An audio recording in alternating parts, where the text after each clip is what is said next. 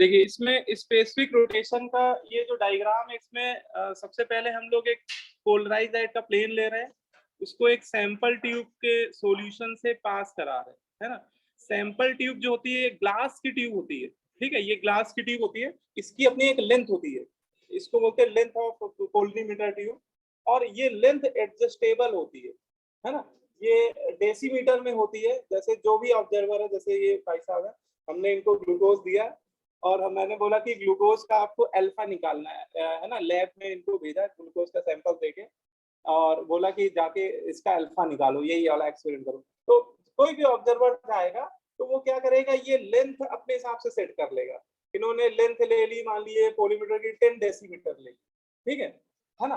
अच्छा, फिर इनको एक सॉल्यूशन बनाना होगा। हमने तो इनको ग्लूकोज पाउडर के फॉर्म में दिया था, बिल्कुल, है ना, ग्लूकोज का पाउडर दिया। तो यहाँ पे पाउडर थोड़ी ना रखते हैं, इसके अंदर लिक्विड सॉल्यूशन यूज करते हैं पोलरीमीटर ट्यूब में। तो ये क्या करेंगे, ग्लूकोज लिया, जैसे उन्होंने 2 ग्राम ग्लूकोज लिया और 100 ml पानी में डिजोल्व करके एक सॉल्यूशन तैयार कर लिया। तो ये सॉल्यूशन यहाँ पे वो रखा जाता है। तो इस सॉल्यूशन का कोई ना कोई क्या होता है, कंसंट्रेशन होता है, ठीक है। और इसका कंसंट्रेशन ग्राम पर लीटर में ही हम लोग ग्राम पर ml में मेजर करते हैं, ठीक है। कंसंट्रेशन किस में मेजर करते हैं, ग्राम पर ml में। तो इन्होंने अपनी मन मर्जी का, आप इन्होंने 2 ग्राम ग्लूकोज को 100 ml पानी में मिला के एक सॉल्यूशन बनाया और लेंथ इन्होंने सेट कर ली कितनी, 10 डेसीमीटर, ठीक है। और यहाँ पे लास्ट में एनालाइजर होता है, वहां पे जाके वो कंप्यूटर, आज का तो कंप्यूटराइज हो गया, उसमें वहां पे रोटेशन का एंगल मीजर मतलब देखने लगे।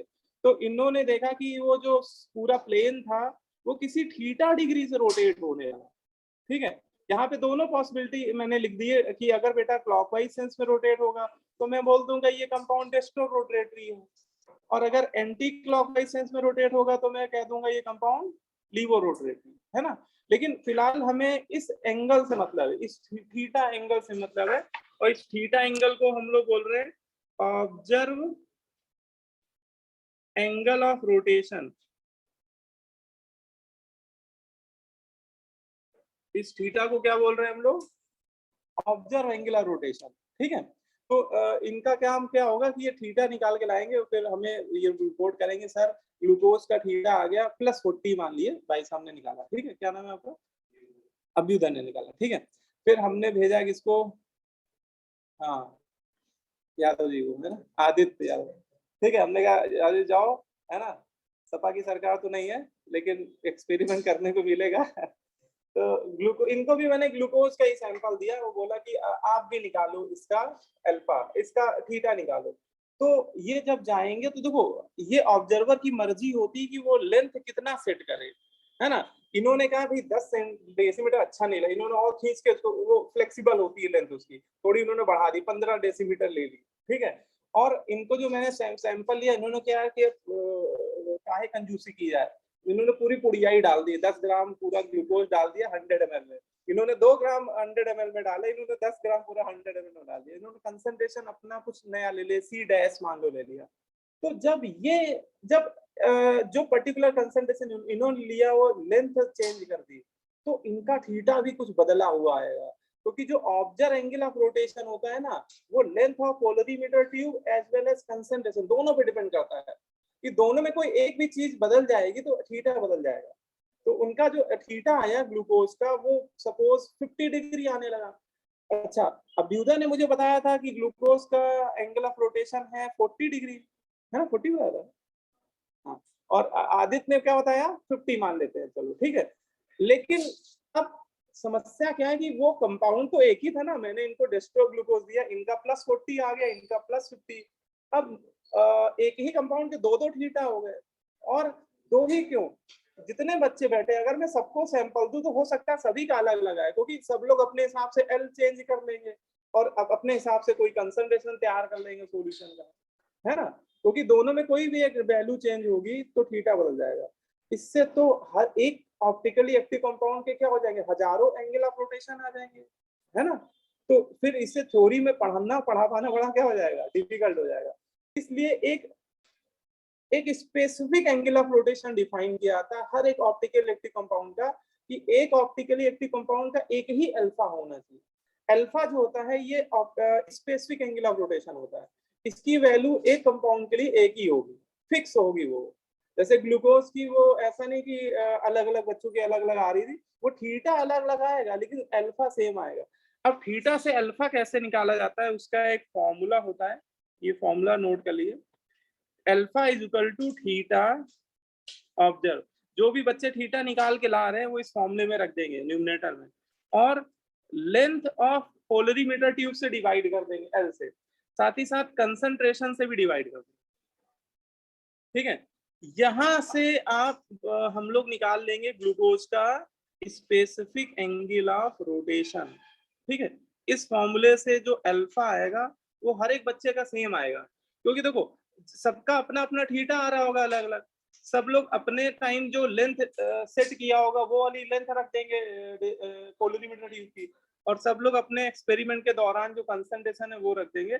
तो इन तीनों का जो रिजल्ट है वो एक फिक्स वैल्यू, एक कांस्टेंट वैल्यू आएगी, और इसे ही हम लोग फाइनली ग्लूकोज का क्या एंगल ऑफ रोटेशन। हाँ देखो ये भी बताते हैं, ये जो स्पेसिफिक एंगल ऑफ रोटेशन होता है वह ये बेटा दो फैक्टर पे और डिपेंड करता है, टेम्परेचर और वेवलेंथ। जो ये लाइट यूज कर रहे हैं इसकी वेवलेंथ भी होगी ना, कोई मोनोक्रोमेटिक लाइट है तो उसकी वेवलेंथ फिक्स होनी चाहिए। तो ये वैसे ऑब्जर्वर के ऊपर नहीं होता है, क्योंकि जो पोलरीमीटर ट्यूब लगा होता है उसमें जो वेवलेंथ के बल्ब लगा होता है वो बल्ब चेंज करने की इजाजत नहीं होती है।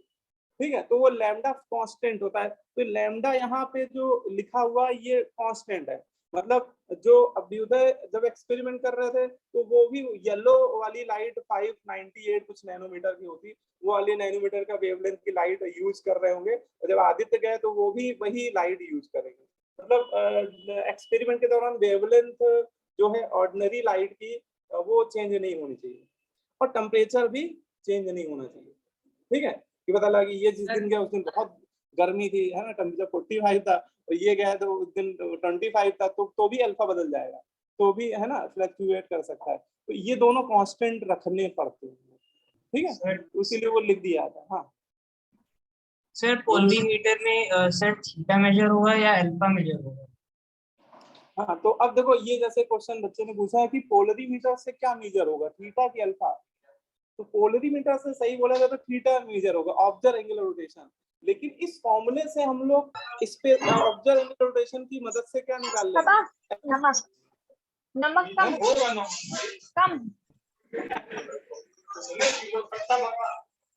थोड़ा सा दीजिए ना।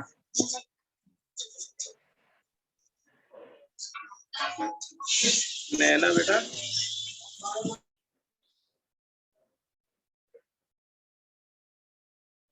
ठीक है, चलो सब होता रहता है ऑनलाइन। तो अल्फा बराबर थीटा, तो ये फॉर्मूला हम लोग को याद हो चाहिए। देखो इसमें कौन सा टर्म क्या रिप्रेजेंट कर रहा है ये भी लिख लीजिए। इसमें थीटा क्या रिप्रेजेंट कर रहा है, थीटा है observe angle of rotation, theta यहाँ पे क्या है ऑब्जर्व एंगल ऑफ रोटेशन। ठीक है, जो observer angle of rotation polarimeter tube की एक्सपेरिमेंट की हेल्प से निकाल के लाएगा वो थीटा होता है ना। एल यहाँ पे क्या होगा फॉर्मूले में बताओ, हाँ लेंथ ऑफ पोलरीमीटर ट्यूब। हाँ लेकिन इसकी यूनिट ध्यान रखना, इट मस्ट बी डे, जब भी ये फॉर्मूला हम लोग लगाया करेंगे तो बेटा लेंथ जो पोलरीमीटर की लेंगे वो बेटा हमेशा डेसीमीटर में लीजिएगा। हाँ थीटा, ठीक है, और कई बार वो सेंटीमीटर में दे देगा तो बदल दीजिएगा, सेंटीमीटर को डेसीमीटर में। सी कंसंट्रेशन है, सी क्या है कंसंट्रेशन ऑफ वो जो भी ऑप्टिकली एक्टिव सब्सटेंस उसका कंसंट्रेशन, कंसंट्रेशन ऑफ हाँ हाँ ग्राम पर ml, हाँ सेंटीमीटर क्यूब बोल सकते हो एक ही बात। तो concentration of optically active substance, और हाँ ये कंसंट्रेशन जो लेना है ये हमें लेना है ग्राम पर सीसी में, ग्राम पर ml या ग्राम पर सीसी भी लिख सकते हो। ठीक है, और अल्फा है specific angle of rotation, alpha क्या है स्पेसिफिक एंगल ऑफ रोटेशन। ठीक है, तो ये फॉर्मूले में कौन सा टर्म क्या है ये भी पता होना चाहिए। तो इस पे एक छोटा मोटा न्यूमेरिकल कई बार पूछ लिया जाता है कि आपको थीटा दे दिया जाएगा, एल गिवन होगा, सी गिवन होगा, अल्फा पूछा जाएगा, स्पेसिफिक एंगुलर वेलोसिटी। तो वो आप बस यूनिट का ध्यान रखिए, क्योंकि गलती होने के चांस यही रहती है कि बच्चे यूनिट नहीं देखते हैं। तो सी क्या है, कंसंट्रेशन ऑफ सॉल्यूशन, जो भी वो आप सॉल्यूशन ले रहे हैं, लेकिन वो ग्राम पर एमएल में लीजिएगा। ठीक है, तो ये इस फॉर्मूले से अल्फा का कैलकुलेशन कर सकते हैं। अब जैसे क्वेश्चन ये दिया हुआ है, ठीक है, आया कि नहीं, इसको नोट कर लीजिए।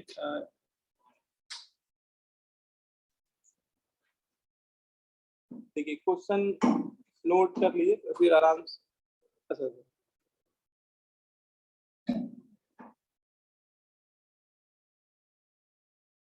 नेट थोड़ा गड़बड़ चल रहा है, धीमे धीमे आ रहा है।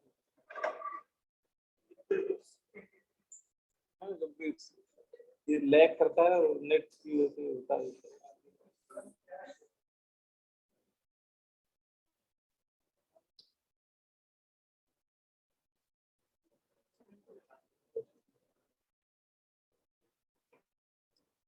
हाँ नहीं, नेट तो सही है लेकिन दिक्कत तो है इसमें।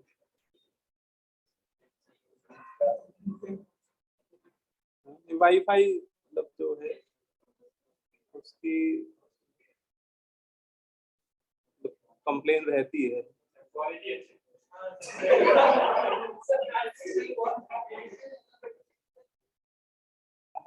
एयरटेल वाले देते हैं सब एक ही, कितने 100 Mbps जो भी है स्पीड, तो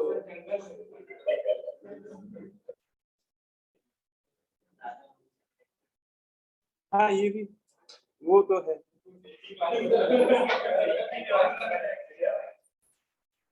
नंबर ऑफ लोग कैंडिडेट ज्यादा कनेक्ट है। नहीं, वो जो नॉन टीचिंग स्टाफ है ना, वो भी यूज करते हैं। पासवर्ड तो बताइए सबको, तो लगा दिए। तुम लोग बताएंगे तो बंदी हो जाएगी।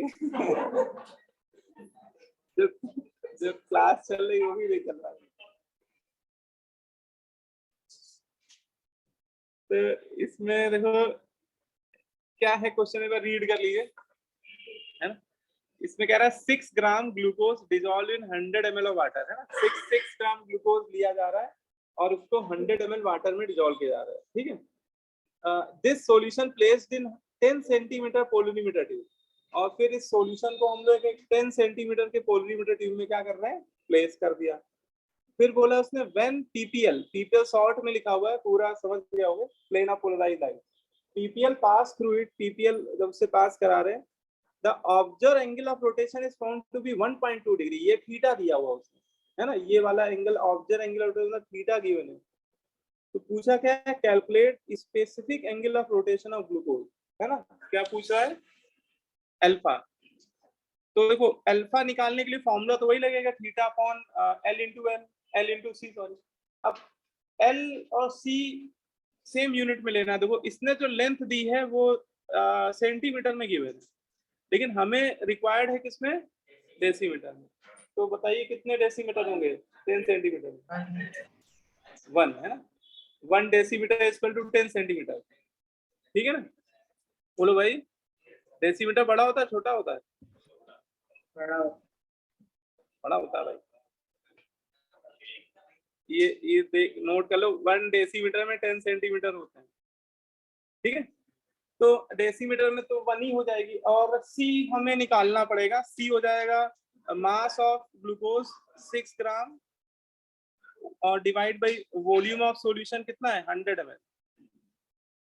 तो ये ग्राम पर ml में ही चाहिए, तो ग्राम पर ml में कितनी आ गई 0.06, ठीक है।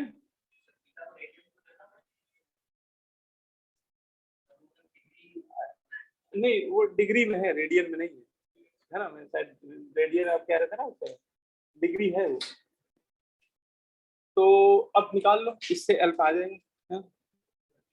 अल्फा बराबर क्या फॉर्मूला हो जाएगा, थीटा अपॉन एल इंटू सी, ठीक। थीटा कितना है 1.2 डिग्री और लेंथ ले रहा है वो किसमें, डेसीमीटर में 1 ही आ गई, और कंसंट्रेशन आ गया ग्राम पर ml में 0.06। तो कितने डिग्री आ रहा है, 20 डिग्री। तो इस डेटा के हिसाब से इसका थीटा 20 डिग्री आ रहा है। तो ये ग्लूकोज का हो गया स्पेसिफिक एंगल ऑफ रोटेशन। ठीक है, क्लियर। तो ऐसे क्वेश्चन आपको बेसिक कोई भी ऐसे दिया है, ठीक है, मतलब सीधे फॉर्मूला बेस्ड ही बनते हैं इसमें क्वेश्चन, कोई ऐसा हाई फाई नहीं बनेंगे। बस वो यूनिट का आप जरूर ध्यान रखें, गलतियां होने चांस वही रहती है कि यूनिट अगर आपने नहीं रखा तो फिर आंसर गड़बड़ हो जाएगा। ठीक है, लेंथ लेंगे डेसीमीटर क्यूब में और कंसंट्रेशन किस में लेंगे, ग्राम पर ml में। ठीक है, क्लियर है सभी को, है ना। तो ये आपका हो गया specific angle of rotation. Theta में थीटा डिग्री में आ जाएगा, अल्फा देखो थीटा डिग्री में है तो अल्फा भी डिग्री में आएगा, तो उसकी डिग्री बस लगा दो, बस वो इतना ही लिखना सफिशिएंट होता है ना, डिग्री अलग से तो लिखते नहीं। ठीक है, ये हो गया। अब देखो इसमें इसके बाद नेक्स्ट टॉपिक पे आते हैं।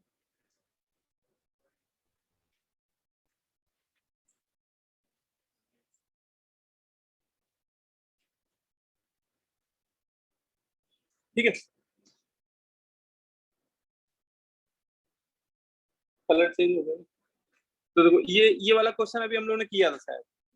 ठीक है, अब इसके बाद नेक्स्ट टॉपिक आता है रेशमिक मिक्सचर क्या होते हैं, रेशमिक मिक्सचर। ठीक है, देखो रेशमिक मिक्सचर या इसका एक नाम और होता है डीएल मिक्सचर। ठीक है, कई बार ये शॉर्ट में डीएल एक साथ चिपका के लिख दिया जाएगा, डीएल मिक्सचर, तो समझ जाएगा वो रेशमी मिक्सचर ही कह रहा है। ठीक है, racemic mixture are also known as DL mixture. और डीएल के सामने प्लस साइन भी लगा देगा और माइनस साइन भी लगा देगा, प्लस माइनस डीएल ऐसे लिख देगा। ठीक है, तो ये क्या होते हैं रेशमी मिक्सचर। तो रेशमिक मिक्सचर को अगर समझना है तो रेशमी मिक्सचर भी दो तरह से डिफाइंड होते हैं, कंप्लीट रेशमी mixture and partial racemic mixture.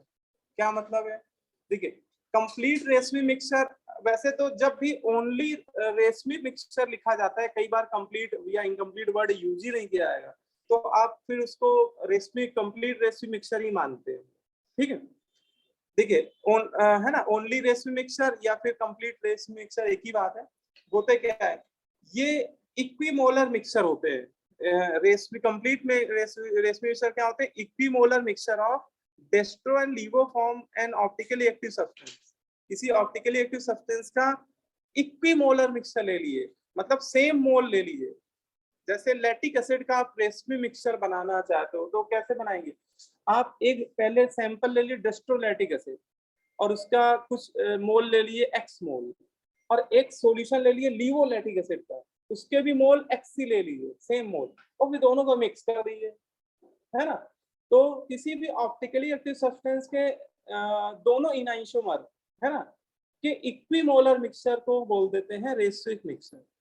ठीक है ना, तो ये सिंपल से डिफिनेशन है, ये नोट कर लीजिएगा। The equimolar mixture of small D and small L form of an optically active substance is called रेशमी मिक्सचर। ठीक है, कोई भी ऑप्टिकली एक्टिव सब्सटेंस है उसका आप डेस्ट्रो फॉर्म ले लीजिए, और जितने मोल लीजिएगा डेस्ट्रो फॉर्म उतने ही मोल लीजिएगा लिवो फॉर्म। हाँ हाँ, एक दूसरे के नाइसोमर होना जरूरी है। ठीक है, जैसे लैक्टिक एसिड का डी फॉर्म और लैक्टिक एसिड का ही एल फॉर्म आपस में मिला दे सेम मोल लेके, तो वो रेशमी मिक्सचर बन जाए। हाँ, ये नहीं होना चाहिए कि आप लैक्टिक एसिड का डी फॉर्म ले रहे हो, टार्टरिक एसिड का एल फॉर्म मिला रहे हो, तो वो रेशमी मिक्सचर नहीं बोला जाएगा। ठीक है ना। अच्छा, ऐसा करने पे क्या होता है कि रेशमी मिक्सचर मिलाने के बाद ऑप्टिकली इनएक्टिव नेचर शो करते हैं, है ना। जब मिक्स कर देते हैं तो ओवरऑल जो पूरा मिक्सचर तैयार होता है वो ऑप्टिकली कैसा होता है, इनएक्टिव। जब उसके मिक्सचर से हम लोग plane of polarize light pass कराते हैं तो वो मिक्सचर रोटेट नहीं करा पाता है ना, उसका भी अल्फा क्या आता है, 0 आता है। ठीक है, एग्जाम्पल में जैसे दिया है कि जैसे आपने डेस्ट्रो ग्लूकोज ले लिया, सपोज 10 मोल ले लिया, लेकिन वो 10 का मतलब ये नहीं कि हमेशा 10 लेंगे, तो ये एग्जाम्पल मैंने लिया है, आप कोई भी एक्स मोल ले सकते हैं। ठीक है, और सेम उतने ही मोल आप उसके लिवोलैटिक एसिड के मिक्स कर देंगे, तो जो पूरा मिक्सचर तैयार होगा ये आपका क्या तैयार होगा, racemic mixture, complete racemic mixture.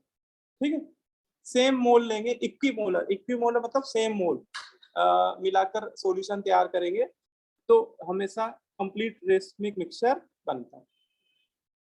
फिर कोई पूछ दे बताओ कि जो ये कंप्लीट रेशमिक मिक्सचर है वो ऑप्टिकली इनएक्टिव क्यों होता है।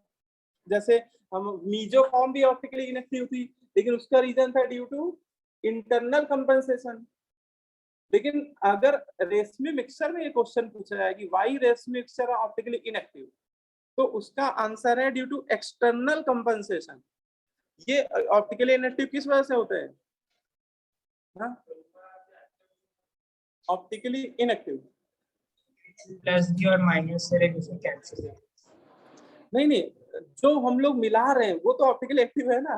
जैसे डेस्टोलेटिक एसिड तो ऑप्टिकली एक्टिव है और लीवो भी ऑप्टिक, लेकिन मिलाने के बाद जो मिक्सचर तैयार हो रहा है उसको बोल रहे हैं रेशमी मिक्सचर, और मिक्सचर ऑप्टिकली इनएक्टिव है होता है।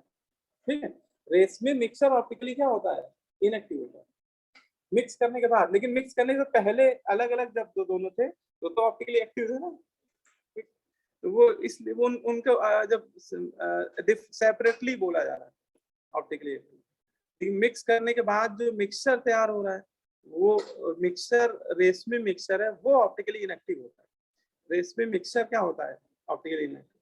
ठीक है ना। अच्छा, ये एक्सटर्नल कंपनसेशन की वजह से ऑप्टिकली एक्टिव होता है। उसका रीजन समझ रहे हो कि इसमें जितने भी मोल बेटा डेस्ट्रोग्लूकोज के होंगे वो किसी थीटा डिग्री से घुमाना चाह रहे होंगे, किसी अल्फा डिग्री से घुमाना चाह रहे होंगे क्लॉकवाइज सेंस में प्लेन ऑफ पोलराइज लाइट को, और जो लीवर रोटेटरी होंगे वो उतने ही एंगल से एंटी क्लॉकवाइज घुमाना चाह रहे हैं। तो दोनों के मोल सेम है ना, तो ऐसे समझो कि इसके मैंने x मोल मिला है, ठीक है, तो अल्फा इंटू एक्स ये प्लस में आ रहा होगा, और लीवो के भी xc मोल मिला है तो ये हो जाएगा अल्फा, लेकिन उसका अल्फा माइनस अल्फा है, तो टोटल सम क्या आएगा, 0 आ जाएगा, क्योंकि दोनों के मोल हमने सेम लिए। ठीक है, इसलिए नेट अल्फा क्या आएगा, 0 आ जाएगा, और इसे हम लोग बोलते हैं एक्सटर्नल कंपनसेशन। ठीक है, तो वो कंपाउंड तो दोनों अलग अलग है ना, दोनों मॉलिक्यूल अलग अलग। आई थी बात समझ में? ठीक है। अच्छा, इनकम ये पार्शियल रेशमी मिक्सचर क्या होते हैं? पार्शियल रेशमी मिक्सचर में सेम मोल नहीं लिए आते, ठीक है, उसमें अलग अलग मोल लिए आते, इक्वल मोल मत लीजिए, है ना। जैसे डेस्टोग्लूकोज के 10 मोल ले लिए आपने और लीवो ग्लूकोज के 8 मोल ले लिए, तो मिक्स करेंगे तो ऐसा नहीं कि पूरा कंप्लीट रेशमी मिक्सचर नहीं बनेगा, लेकिन कुछ तो रेशमी मिक्सचर बनेगा, है ना, क्योंकि इसके 8 मोल जो है ये इसके 8 मोल के रिस्पेक्ट में, तो अल्फा 0 ही आ रहा होगा, है ना, लेकिन पूरे मिक्सचर का क्या अल्फा 0 आएगा, नहीं आएगा, क्योंकि इसके 2 मोल जो एक्स्ट्रा पड़े हुए उनकी वजह से अल्फा आ जाएगा। तो इनका नेट अल्फा 0 नहीं होता, लेकिन ये पार्शियल टाइप के रेशमी मिक्सचर बनाते हैं। ठीक है, ये बात समझ में आई कि नहीं आई? यस। हाँ, एक्सटर्नल कंबसन क्या है कि इसमें 2 अलग अलग मॉलिक्यूल है ना, और एक उसमें डेस्ट्रो है एक लीवो है ना। अगर केवल डेस्ट्रो वाले के सॉल्यूशन से हम लोग पीपीएल का प्लेन घुमाएंगे, पास कराएंगे, तो वो क्लॉकवाइज सेंस में रोटेट करेगा किसी प्लस अल्फा से, है ना, और केवल लीवो वाले के सॉल्यूशन से पास कराएंगे पीपीएल का प्लेन, तो वो उतने ही अल्फा से एंटी क्लॉकवाइज घुमाएगा। फिर आपने दोनों के सेम मोल लेके मिक्स कर दिए, एक मिक्सचर तैयार कर लिया, तो उसके मिक्सचर से हम लोग पास कर रहे होंगे, तो उसमें डेस्ट्रो वाले मॉलिक्यूल सेम अल्फा से घुमाएंगे क्लॉकवाइज, साथ ही साथ लीवो वाले माइनस अल्फा से घुमाएंगे, ओवरऑल नेट अल्फा क्या हो जाएगा, कैंसिल आउट। लेकिन इसको एक्सटर्नल इसलिए बोल रहे हैं कि दोनों मॉलिक्यूल अलग अलग है। मीजो फॉर्म में क्या था कि वो एक ही मॉलिक्यूल में 2 काइरल कार्बन थे, तो यहाँ पे वो दोनों काइरल कार्बन अलग अलग मॉलिक्यूल थे, है ना, इसलिए वो एक्सटर्नल वर्ड यूज हो रहा है, इंटरनल नहीं बोल सकते, क्योंकि वो दोनों काइरल कार्बन वो दोनों एक ही मॉलिक्यूल के नहीं, एक उसमें काइरल कार्बन डेस्ट्रो वाले का होगा, तो दूसरा काइरल कार्बन जो उसको कैंसिल आउट कर रहा है वो लीवो वाले का, है ना, क्लियर। तो पार्शियल एक्सप्रेशन समझ में आ गया। इसमें क्या है, इसमें बस इक्विमोलर की जगह क्या बोला जाता है, नॉन इक्विमोलर। तो non equimolar mixture of dextro laevo form of an optically active substance called partial racemic mixture. ये नेट में ऑप्टिकली एक्टिव होते हैं, क्योंकि इनका पूरा अल्फा 0 नहीं हो पाता है ना। ऐसा समझो कि जैसे 8 मोल आपने लीवो के लिए और 10 मोल इसके लिए, और अल्फा ग्लूकोज का तो एक फिक्स वैल्यू होगी, अल्फा तो एक कंपाउंड का एक ही होता है, वो मान लिया +40 है, सिंपल डेटा लेते हैं। तो आपका नेट अल्फा कैसे निकलेगा, अल्फा मिक्सचर कैसे निकालोगे, तो ये आएगा 40 × 10 और 8 वाले -40 से रोटेट कराएंगे। अब दोनों का सम करो तो क्या अल्फा 0 आ रहा है, हाँ 48, ठीक। तो हाँ, तो ये नेट में कुछ प्लस में आ जाएगा, ठीक है। वो कितना आ रहा है, 400 - 320, 80 आ जाएगा प्लस। तो नेट अल्फा 0 नहीं आएगा, इस वजह से इसको क्या बोल रहे हैं कि जो ये पार्शियल रेशनल मिक्सचर जो होते हैं ऑप्टिकली एक्टिव होते हैं, ठीक है।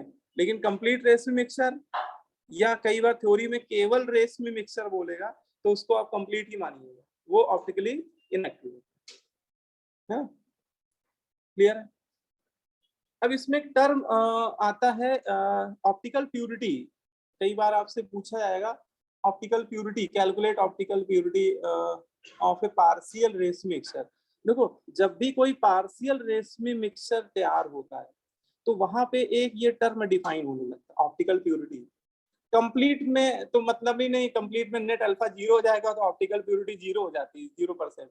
लेकिन जो पार्शियल रेशमी मिक्सचर होते हैं वो पूरी तरह से ऑप्टिकली इनएक्टिव नहीं होते हैं, उनके अंदर कुछ ऑप्टिकल प्यूरिटी रहती है। तो वो कैसे निकालते हैं, तो एक सिंपल सा बस फॉर्मूला आपको बस ध्यान रखना है। ऑप्टिकल प्यूरिटी, या इसका एक नाम और है, इनआइशियोमेरिक एक्सेस भी बोल देते हैं, है ना। दोनों नाम है, उसे ऑप्टिकल प्यूरिटी ज्यादा फेमस है, लेकिन हो सकता है इस नाम से भी कई क्वेश्चन में लिख दिया जाए, इनआइशियोमेरिक एक्सेस, ठीक है। तो ऑप्टिकल प्यूरिटी का जो परसेंट होता है ये निकालते हैं mod of D - L divided by D + L × 100, इस फॉर्मूले से निकाल लेते हैं, ठीक है। और यहाँ पे DL क्या है, तो यहाँ पे हम लोग को D और L के मास या मोल लेने होते हैं, ठीक है। जैसे डेस्ट्रोफॉर्म कितने मोल है, वो या मोल यहाँ पे रख दीजिएगा, ठीक है। स्मॉल डी का मतलब यहाँ क्या है, मास और मोल ऑफ डेस्ट्रो आइसोमर। जो भी डेस्ट्रो आइसोमर होगा उसका मास या मोल, ठीक है। अच्छा ऐसा क्यों बोला जा रहा है कि मास या मोल, कुछ भी मॉलिक्यूलर वेट, हाँ। क्योंकि जैसे डेस्ट्रोलैटिक एसिड और लीवोएटिक एसिड ये दोनों आइसोमर्स हैं, मॉलिक्यूलर फॉर्मूला सेम होगा तो मोलर मास सेम होगा। तो अगर हम उनके मास को लेकर निकालेंगे ऑप्टिकल प्यूरिटी, है ना, जैसे मैंने एक का मास ले लिया x और एक का ले लिया y, तो ये आएगा आंसर, ठीक है। लेकिन जब मोल लेके निकालेंगे तो क्या करेंगे, x डिवाइड बाई उसका मोलर मास, ठीक है, y divide by molar mass, वो तो सेम ही होगा, और divide by x divide by फिर से molar mass, y divide by molar mass, तो मोलर मास तो कॉमन लेके उड़ जाएगा ना, क्योंकि वो दोनों आइसोमर एक ही कंपाउंड के होंगे, है ना। तो इस फॉर्मूले में या तो आप उनके मास ले लीजिएगा या मोल, है ना, ठीक है। बोलो भाई। हाँ हाँ, वो जिसके सामने प्लस लिख देगा या स्मॉल डी लिख देगा हम लोग समझ जाएंगे टेस्टो है वो, हाँ हाँ, इससे पहचान सकते हैं। अगर जिसका मान लो उसमें नाम डेस्टोलीवो कुछ नहीं बताया, लेकिन थीटा एक का प्लस में एक में माइनस में, जिसका थीटा माइनस में वो समझ जाना लीवो रोटेट, ठीक है। तो जिसका थीटा प्लस में है वो डेस्टो, ठीक है। अब जैसे एक ये क्वेश्चन है, वैसे तो आसान क्वेश्चन है, ठीक है, लेकिन इसमें आसानी बनते हैं यार, कोई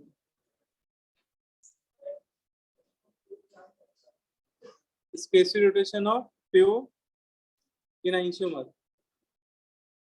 हाँ, इसका एक फॉर्मूला ये भी होता है, मतलब वैसे न्यूमेरिकल में मेन फॉर्मूला यही लगता है, लेकिन एक फॉर्मूला ये भी लिख लीजिएगा ऑप्टिकल प्योरिटी का परसेंट निकालने की, observe angle of rotation with respect to specific rotation of pure enantiomer into 100, है ना। मतलब इससे भी वही आंसर आएगा और इस फॉर्मूले से भी वही आंसर आएगा, है।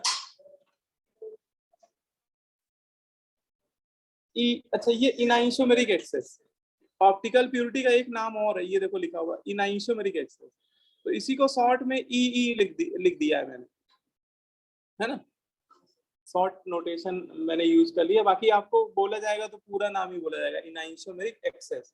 पूछेगा कैलकुलेट परसेंटेज ऑफ इनआइसोमेरिक एक्सेस, तो समझ जाना आपको ऑप्टिकल प्यूरिटी ही बोल रहा है कैलकुलेट करने। ठीक है, तो ये क्वेश्चन कर लीजिए। जैसे आपको एक मिक्सचर दिया गया है इस क्वेश्चन में, उसमें कह रहा है 10 ग्राम है डेस्ट्रोफॉर्म, है ना, किसी कंपाउंड की 10 ग्राम डेस्ट्रो दिया गया, और 8 ग्राम ले लिया गया है लीवो, उसी कंपाउंड की लीवो फॉर्म का एक मिक्सचर तैयार किया गया है। और इस मिक्सचर में वो कैलकुलेट करने को बोल रहा है परसेंटेज ऑफ ऑप्टिकल प्यूरिटी का परसेंट, और परसेंट ऑफ रेसिमिक मिक्सचर, दोनों का परसेंटेज। ठीक है, तो सबसे पहले हम लोग ऑप्टिकल प्यूरिटी का परसेंट निकाल लेते हैं। तो देखो दोनों का अमाउंट ग्राम में दिया है, और ऑप्टिकल प्यूरिटी का ये वाला फॉर्मूला, वैसे तो दोनों फॉर्मूले होते हैं, ये वाला मैक्सिमम केस में यूज होगा। अगर मास या मोल कुछ भी दे रहा है तो हम लोग यूज कर लेंगे। तो यहाँ दोनों के मास दे रहा है तो हम लोग इनके मास यूज कर लेंगे। डेस्ट्रोफॉर्म का मास कितना है 10, तो डी की जगह 10 रख देंगे। लीवोफॉर्म का मास कितना लिया है 8, और डिवाइड में दोनों का सम कर देना है इनटू 100, तो ये कितना आएगा 2/100 100 ही आ रहा है क्या? नहीं 100 कहाँ से आएगा? 100 11.11 समथिंग है। ठीक है, तो ये हमारा आ गया परसेंटेज ऑफ ऑप्टिकल प्यूरिटी, या इसे परसेंट ऑफ इनआइसोमेरिक एक्सेस भी कह सकते हैं। ठीक है, तो ये फर्स्ट पार्ट का आंसर हो गया। फिर सेकंड में पार्ट में ये भी कर रहा है, बताइए परसेंट ऑफ रेशमिक मिक्सचर कितना होगा। हाँ, तो देखो 100 में percent of optical purity minus कर दो, क्योंकि देखो हमारा मिक्सचर 11.1% ऑप्टिकल प्यूरिटी रख रहा है, तो बाकी तो रेशमी मिक्सचर ही बन रहा होगा ना। ठीक है, इनकम्प्लीट रेशमी मिक्सचर में 100% रेशमी मिक्सचर नहीं बनेगा। तो अगर ऑप्टिकल प्यूरिटी कुछ आ रही है उसको 100 में माइनस कर दी, तो बचा हुआ रेशमी मिक्सचर का परसेंट आ जाएगा। तो वो चाहो तो फॉर्मूला लिख लो सीधा, ये वाला फॉर्मूला नोट कर लो कि परसेंट ऑफ रेशमी मिक्सचर कैसे निकालते हैं, है ना। इसके हाँ हाँ, वो उसको प्लस माइनस डीएल दोनों लिखा है।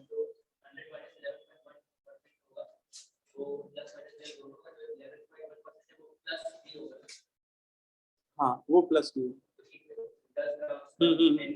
जिसका ज्यादा है वो उसी का परसेंट आएगा। हाँ वो प्लस। तो रेशियो मिक्सचर कैसे निकालते हैं? तो रेशियो मिक्सचर निकालने का वैसे तो 2 फॉर्मूले होते हैं।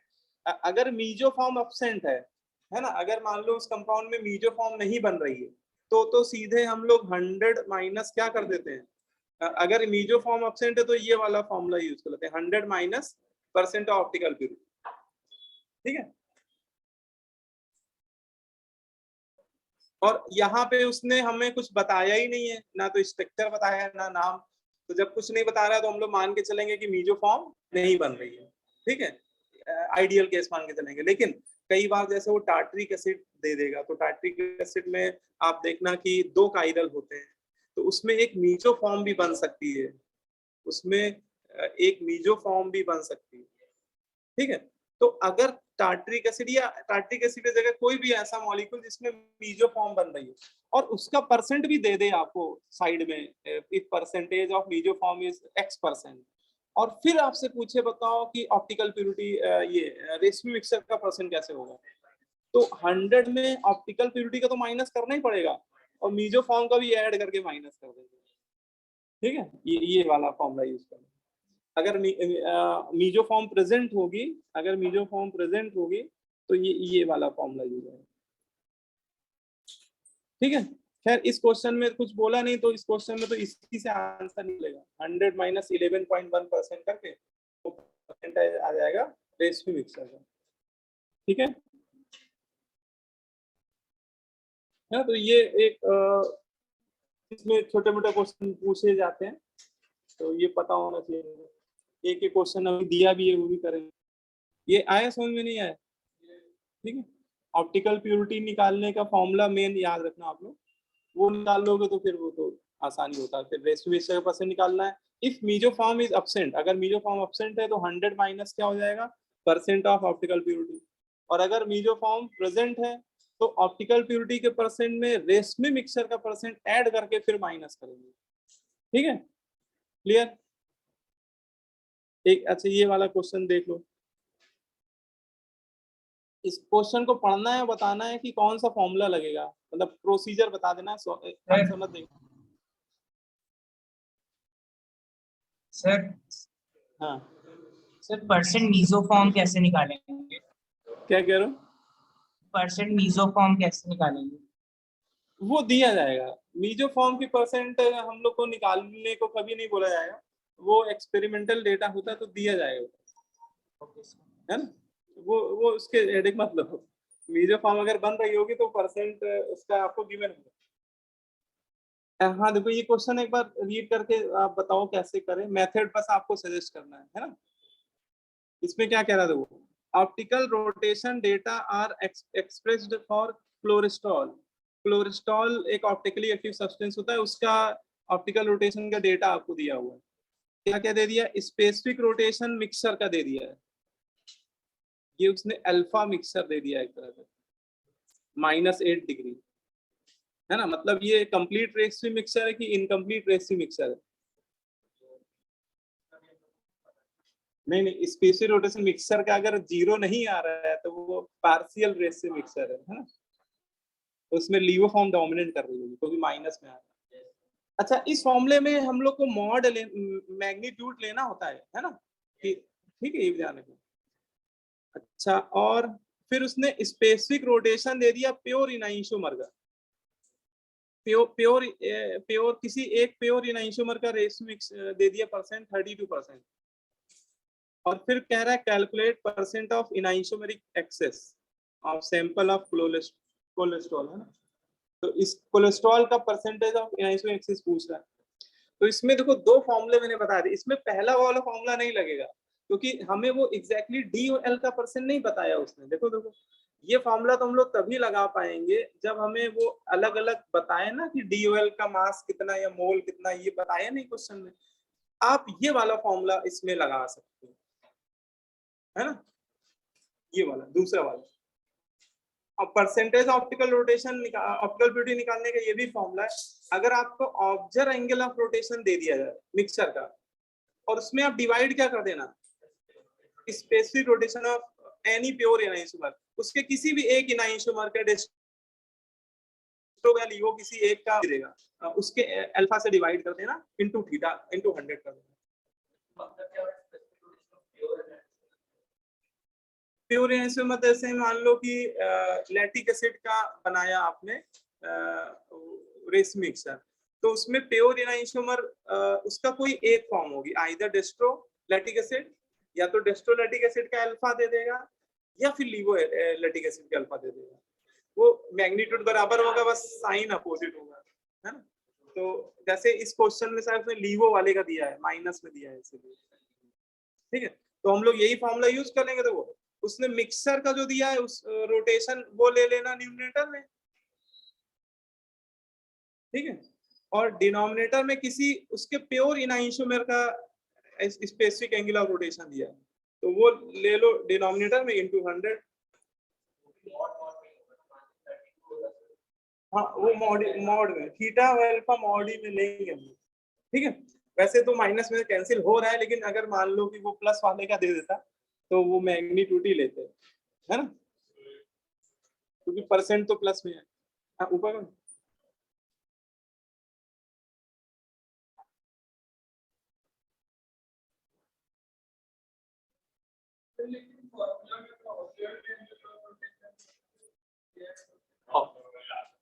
ऑब्जर्व एंगुलर रोटेशन, हाँ मिक्सर का है वो जो मिक्सर दिया है उसका ऑब्जर्व एंगुलर रोटेशन।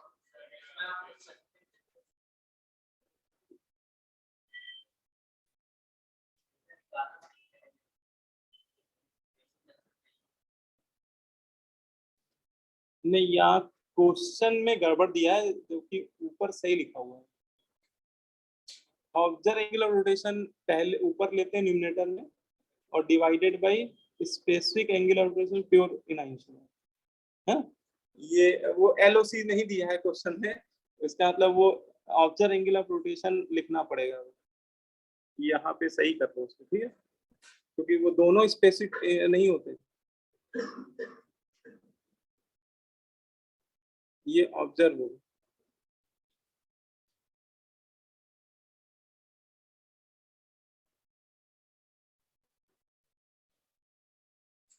ठीक है ना? ये वाला observe angular rotation of mixture divided by specific angle of rotation of in isomer theta upon alpha into 100। Theta mixture का, अल्फा किसी एक प्योर इन आइसोमर का इनटू 100, उससे आता है ऑब्जर्व, है ना? इस फॉर्म में भी लिख सकते हो, उससे कंफ्यूजन नहीं रहेगी आप। Theta mixture upon alpha into 100, ठीक है? आ गया, क्लियर हो गया? अच्छा, इसी क्वेश्चन में वो हमसे अगर पूछता calculate percent of recipe mixture, इसी क्वेश्चन में, हाँ, ये से कोलेस्ट्रॉल जो होता है बड़ा कॉम्प्लिकेटेड स्ट्रक्चर, उससे मीजोफॉर्म बनती नहीं, मतलब उसमें सिमेट्री नहीं होती है ना? अगर मान लो उसका स्ट्रक्चर दे दिया जाता तो हम लोग देख लेते कि मीजोफॉर्म बन नहीं, प्लेन सिमेट्री उसमें नहीं मिलती कोलेस्ट्रॉल में, तो फिर सीधे 100 में माइनस कर दो 25%, है ना? अगर पूछता तो 75% बोल देते। इनाइंसियो मेरी, हाँ एन होगा, इनाइंसियो मेरी, इनाइंसियो मेरी कैसे नहीं यार, स्पेलिंग सही है इनाइंसियो मेरे में, स्पेलिंग सही है ना? एन नहीं होगा, हाँ ठीक है, चेक करो यार, इनाइंसियो मेरिक होता है।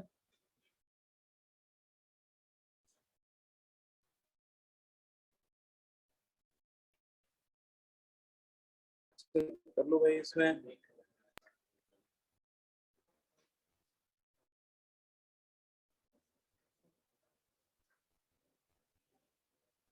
इनाइंसियो है, ई एन, इनाइंसियो एन होता है वो,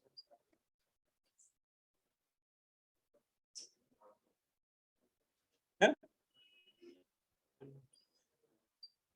हाँ देखो, ये फॉर्मूला लिखा भी हुआ है इसमें, ऑप्टिकल प्यूरिटी का देखो फॉर्मूला यही है ना, ऑब्जर्व ऊपर क्या है, ऑब्जर्व ऑप्टिकल रोटेशन थीटा है ना मिक्सचर का, और नीचे optical rotation of pure in isomer, वो नीचे वाला स्पेसिफिक है अल्फा, ठीक है, किसी एक प्योर इन आइसोमर, क्लियर है ना? बोलो। Yes sir. तो ये छोटा टॉपिक है ना, इस पे क्वेश्चन एक चलो करते हैं, एक क्वेश्चन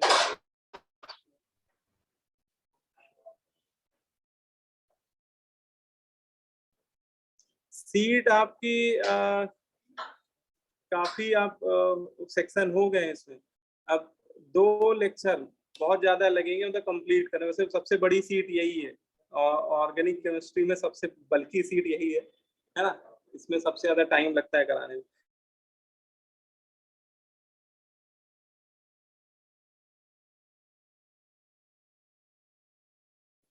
ज्योमेट्रिकल आइसोमर्स सबसे पहले पढ़ा है, फिर ये सीआईपी रूल वाला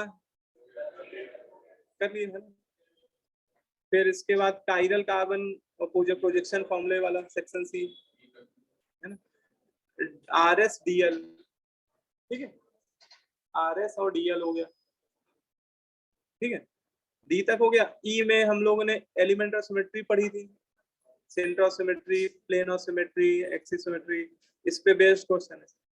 आज शायद ये वाला पढ़ा है हम लोगों ने, definition property of enantiomer, diastereomers, meso compound, है ना? एफ बी हो जाएगा आपका। इसके बाद ये हम लोग आज अभी पढ़ ही रहे हैं, स्पेसिफिक रोटेशन, है ना? इसमें ज्यादा नहीं पढ़ ही लिया, बस फॉर्मूले ही फॉर्मूले। ऑप्टिकल प्यूरिटी कैसे निकालते हैं, इन आइसोमेरिक एक्सेस, वो एक ही चीज है, 2 बार लिख दिया है, ऑप्टिकल वो बताएंगे। ठीक है, तो ये आपका यहाँ तक आप लोग अटेम्प्ट भी करते रहिए साथ में, है ना। इसके बाद फिर ये 2 सेक्शन में एक ये रहेगा optical active compound without chiral carbon, है ना। कुछ ऐसे भी कंपाउंड होते हैं जिनमें कायरल कार्बन नहीं होते हैं, वो फिर भी ऑप्टिकली एक्टिव नेचर शो करते हैं, तो वो कौन से होते हैं। और फिर कैलकुलेशन पढ़ेंगे हम लोग नंबर ऑफ स्टीरियो आइसोमर्स, ठीक है। तो नेक्स्ट लेक्चर में ये दोनों ही हो जाएगा लगभग, और एक लेक्चर पे ये कन्फर्मर की थ्योरी में लगता है पूरा, कन्फर्मेशनल आइसोमर, ठीक है। तो अभी 2 लेक्चर लगेगा, लेकिन आप लोग क्वेश्चन करते जाइए साथ साथ, ठीक है। तो इकट्ठा करने बैठोगे तो फिर टाइम लगता है, डेली जितना पढ़ते आ रहो उतना उतना अटेम्प्ट करते जाओ।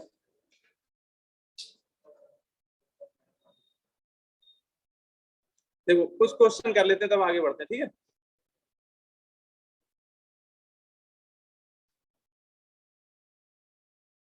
विदय क्या हो गया बेटा, बोर हो गया क्या?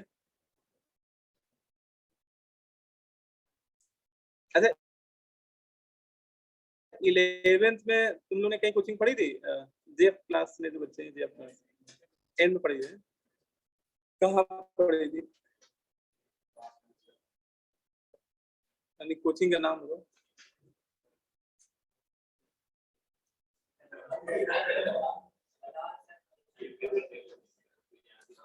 कोचिंग का नाम भी नहीं याद है।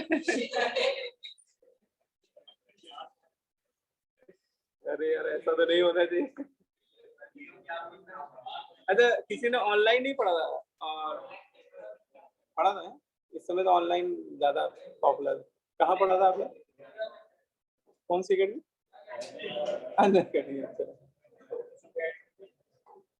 N academy. और कोई फिजिक्स वाला नहीं पढ़ा? कोई फिजिक्स पढ़े हुए आप? हाँ? मेरी तो हमें है किसी कोई कोचिंग? नहीं होगी, हमें एक्चुअली कुछ ही कोचिंग का नाम पता है इसलिए तो बोल रहा। मेरी तो ऑनलाइन ज्यादा बढ़िया लग रहा था कि ऑफलाइन ज्यादा अच्छा है? ज्यादा बढ़िया है। नहीं फिजिक्स वाले का फेमस तो बहुत हो गया यार, मतलब बिल्कुल अच्छा पढ़ाते हैं।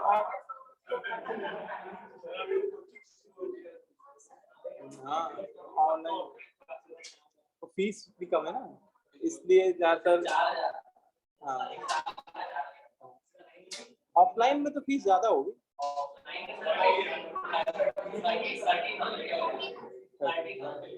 ऑफलाइन इतने कैसे पढ़ा, बिजली पानी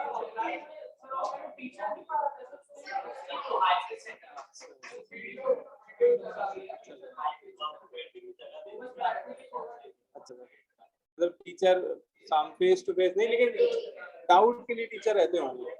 अच्छा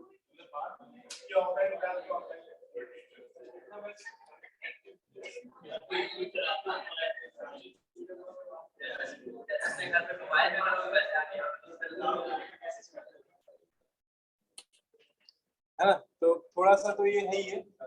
और आप लोगों के लिए भी बड़ा नया एक्सपीरियंस रहा होगा लास्ट ईयर। इससे पहले कहाँ ऑनलाइन चलता था, कोरोना से पहले कहाँ ऑनलाइन चलता था, लेकिन इतना फेमस नहीं था। और हम लोगों के लिए बहुत ज्यादा नया एक्सपीरियंस रहा। हम लोग तो पूरा ही ऑफलाइन पढ़ाते थे, ऑनलाइन तो कोरोना जब आया तब जाके मजबूरी में शुरू किया, है ना। लेकिन ये है कि एक दिन आप लोगों को ऑफलाइन संडे वाली क्लास में, लेकिन समस्या है कि ऑनलाइन वाले बच्चे आते नहीं। एक क्लास रखेंगे, मैं मतलब ये सोचा इस संडे को मैं रखूंगा, उसमें एक चैप्टर आपका स्कूल लेवल का पढ़ाऊंगा, हेलो एल्केन हेलो एल्कीन, ठीक है ना। उसका रीजन भी है, उसकी नेम रिएक्शंस और कन्वर्जन वाला पार्ट है, क्योंकि हम लोग जो ऑर्गेनिक अभी पढ़ते हैं ना, हम लोग ऑर्गेनिक पूरी मैकेनिज्म लेके पढ़ाते हैं, ठीक है। उसका रीजन बताने का, ऐसा करने का क्या फायदा मिलेगा। हम लोग जो रेजोनेंस की सीटें हैं ना, वो एनसीईआरटी हिसाब से नहीं डिजाइन की गई, ऑर्गेनिक में खास करके, ठीक है। एनसीईआरटी में ऑर्गेनिक का पहला चैप्टर है हेलो अल्केन हेलो एल्कीन, लेकिन हम लोग पढ़ाएंगे इसके बाद ओआर है ऑर्गेनिक रिएक्शन मैकेनिज्म। हम लोग बिल्कुल मैकेनिज्म वाला लेवल बनाएंगे, लेकिन उसमें समस्या क्या आती है, उसमें ठीक है मैकेनिज्म हम लोग पढ़ेंगे, लेकिन मैकेनिज्म से पहले हमें रिएक्शन नेम रिएक्शन तो पता होना चाहिए कि फ्लिंकलिस्टन रिएक्शन होती क्या है। जब आपको फ्लिंकलिस्टन रिएक्शन पता होगी तभी तो आपको इंटरेस्ट आएगा उसकी मैकेनिज्म पढ़ने समय कि हाँ ये फलाना फ्लिंकलिस्टन रिएक्शन है तो ये इसकी मैकेनिज्म है ना। और जैसे राइमर टाइमर रिएक्शन है, बहुत बढ़िया इंपॉर्टेंट रिएक्शन है, लेकिन जब हम लोग इसमें चैप्टर पढ़ते हैं रेजोनेंस में तो हम लोग सीधे उसकी मैकेनिज्म पे सवाल हो जाते हैं मैकेनिज्म बनाना शुरू करते हैं। लेकिन इसमें एक दिक्कत क्या आती है, इतने सालों से मैं ऑब्जर्व किया यार बच्चों को राइमर टाइमर रिएक्शन पता ही नहीं, पहली बार वो देख रहे हैं राइमर टाइमर रिएक्शन और रिएक्शन नहीं देख पाए और उसकी मैकेनिज्म देखना शुरू कर दी, तो ना तो उनको रिएक्शन याद रहती है ना उनको ध्यान से मैकेनिज्म, क्योंकि रिएक्शन दिमाग में छपी हो तभी तो मैकेनिज्म समझने में मजा आएगा, है ना। तो ये मैं इसलिए संडे को लेने के लिए इंटरेस्टेड हूं, कम से कम आपको एक बार केवल विदाउट मैकेनिज्म नेम रिएक्शन पढ़ा देंगे कि हेलो में कितनी नेम रिएक्शन है, उसमें मैकेनिज्म की बात ही नहीं करेंगे, जितना एनसीईआरटी में दिया उतना केवल, ठीक है। ये बड़ा नेम रिएक्शन, ये बड़ा नेम रिएक्शन, ये बड़ा नेम रिएक्शन, ये रीजन का ये फंक्शन होता है, ये रीजन का ये फंक्शन होता है, ये कन्वर्जन ऐसे होते हैं। तो आपका एक स्कूल लेवल का एनसीईआरटी लेवल का या उसको मेंस लेवल भी हो सकते हो कि एक बार नजरों से गुजर जाएगा, फिर ओआरएम पढ़ोगे ना तो मजा आएगा, फिर आपको लगेगा हां यार इमीडिएटली मैंने बोला आपके दिमाग में छप जाएगी कि फिनॉल क्लोरोफॉर्म बराबर ये करके सेंसर दिया पता है, फिर कैसे बन रहा है वो मैग्नेटिक फास्ट है। तो इसमें हो सकता है 2 संडे मुझे लेना होगा, तो 1 संडे नहीं हो पाएगा, लेकिन उससे थोड़ा इस तरह से मैं पहले जब भी जितने साल पढ़ाया है ऐसे पढ़ाने में ऑर्गेनिक बच्चों की बहुत बढ़िया हो जाती है, क्योंकि पहले वो लेवल बेसिक लेवल का समझ जाते हैं, फिर मैकेनिज्म बताने में वो उनको मजा आता है। नहीं तो डायरेक्ट ओआरएम वाले चैप्टर में वो थोड़ा सा बोरियत फील करते हैं, यार पता नहीं वो मैकेनिज्म करे आ रहे हम लोग, मेन रिएक्शन याद नहीं है, लिंडार कैटलिस्ट क्या है पता नहीं है तो ये संडे को एक 2-3 घंटे की एक एक्स्ट्रा क्लास लूंगा मैं, ठीक है ना। एक 3 घंटे में पूरा चैप्टर हो जाएगा कहने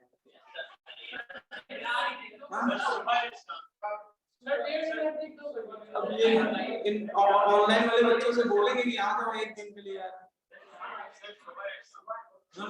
सुबह नहीं मॉर्निंग 8 से 11 ऐसा ले लेंगे।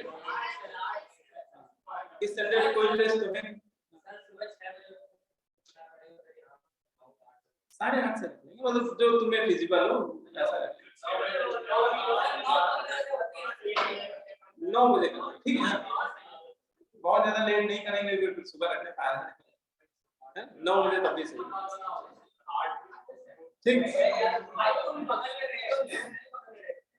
ऑनलाइन वाले बच्चों आ जाओगे तुम लोग, मतलब उसमें केवल ऑफलाइन का नहीं होता, मतलब ऑफलाइन में ज्यादा हो जाता है, मतलब वो 3 घंटे में हो सकता है पूरा चैप्टर हो जाए, ऑनलाइन में थोड़ा सा स्पीड हम लोग की कम हो जाती है। हाँ बोर्ड मतलब ये सब उठा देंगे अभी ऑनलाइन में तो मजबूरी है। चलो ठीक है, एक क्वेश्चन जैसे ये कि आप लोगों को करना है, चलो बताओ। इसमें एक ये कंपाउंड है, ठीक है, इसका उसने ऑप्टिकल रोटेशन दिया +30, ठीक है, और एक ये दे दिया है पड़ोस में, वो कह रहा है इसका अल्फा, इसका ऑप्टिकल रोटेशन बताना है। आइए चलिए, आप क्या करो, आप इन दोनों स्ट्रक्चर बीच में रिलेशन देखो, क्या ये दोनों इनआइंशियोमर हैं। सपोज अभी मैं आपको बताता हूँ कि 3 केस हो सकते हैं, अगर ये दोनों एक दूसरे के इनआइंशियोमर है तो दोनों का अल्फा मैग्नीट्यूड में सेम होगा, साइन अपोजिट होगा। जैसे इसका +30 है पूरा मिक्सचर का, उसका -36 आएगा। लेकिन अगर दोनों आइडेंटिकल निकले तो उसका भी +30 उसका प्लस, अगर मीजोफॉर्म निकले तो मीजो तो नहीं होना, देखो कि मीजो तो ये वाला तो मीजो हो सकता है, अभी चेक नहीं किया मैंने, अगर ये मीजो निकल गया तो अल्फा आंसर सही हो जाएगा, ठीक है। और एक केस ये भी हो सकता है कि ये इसका डायस्टेरियो मान लो, डायस्टेरियो का अल्फा हम लोग प्रेडिक्ट नहीं कर सकते, क्योंकि अगर ये +36 है तो वो कुछ भी हो सकता है ना, वो एग्जैक्ट -36 नहीं होगा, अगर कोई 900 का होगा तो माइनस होगा, तो फिर नॉट अनप्रेडिक्टेबल वाला केस है, ठीक है। तो आप ये चेक करो कि इन दोनों बीच में रिलेशन क्या है, पहला दूसरे का क्या है,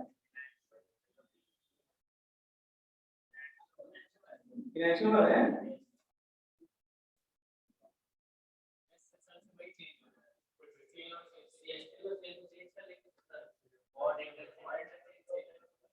इसमें सेकेंड वाले में CH3 और Cl को इंटरचेंज करें, एक ऑड इंटरचेंज करना पड़ रहा है, और एक ऑड इंटरचेंज करने पे ओरिजिनल स्ट्रक्चर मिल रहा है, ऐसा है।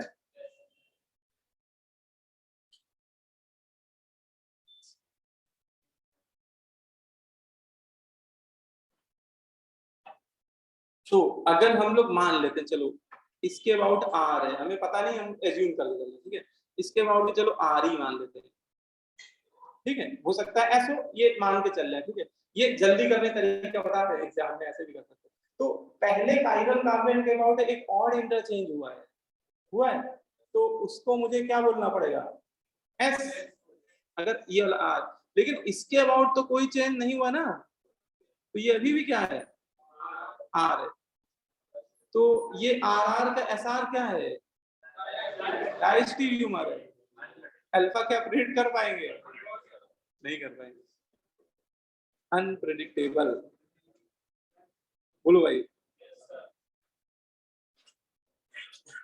है ना। तो ऐसे क्वेश्चन भी मिलेंगे अंदर, तो ये करिएगा आप लोग, सेक्शन कौन सा है, ये G3 वाला आप लोग करिएगा, ठीक है। चलो कल फिर इसके आगे